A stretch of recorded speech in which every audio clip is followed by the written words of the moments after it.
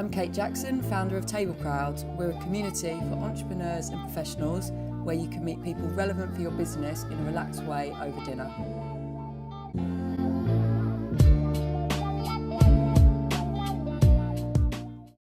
Started your journey in a more corporate career path as a lawyer. How did you make the transition to TableCrowd? Why did you want to start that business? Have you always been interested in bringing people together to get ideas flowing?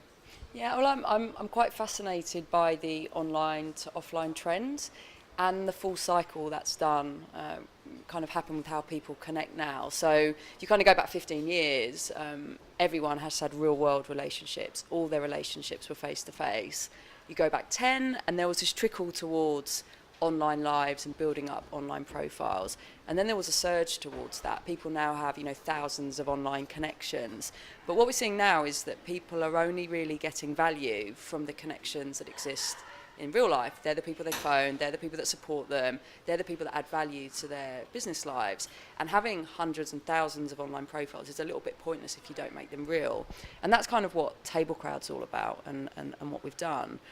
So we're a business community, and we host business dinners for 12 to 35 guests in private dining rooms around a really wide range of industries and sectors. And we invite really interesting after-dinner speakers to come along, whether investors, successful founders, journalists or experts, and they share their stories informally after dinner. And we've had thousands of dinners and thousands of diners, and it's been a really, really great experience and something I'm very proud of so far. So That's amazing. I don't miss law. And what's the greatest success story you've ever had coming out of one of your events? Oh, there's been so many things. I think probably the biggest or most notable success, we had a company acquisition for $500,000 in the event tech sector 10 days after the event took place. But we have ongoing successes where people write in, they've hired someone new, they have a new client, they've just got accepted onto an accelerator, they've just got some investment, and all these things were sparked from someone they met. The bread and butter stuff is that the flow of new information, and you see people building those vital networks that they need as their business grows. But someone actually called me that had been to a dinner recently, and it's a Series A company, so they're quite established, and he's like, Kate, I just had to tell you, I sat next to someone at dinner last night, they gave me an idea, I put it into action the following week, and it now accounts for half of our revenue.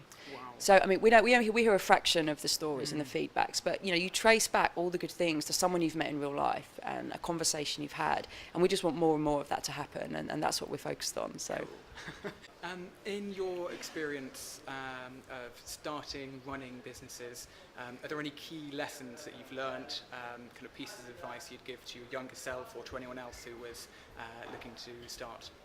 Yeah, I mean, there's so many things. I'll pull out maybe three. I think probably the first one is don't do more than you need to do to see if there's any legs in your idea. So with TableCrowd, we were like, oh, you know what, it might be quite cool if we brought together people over dinner that didn't know each other.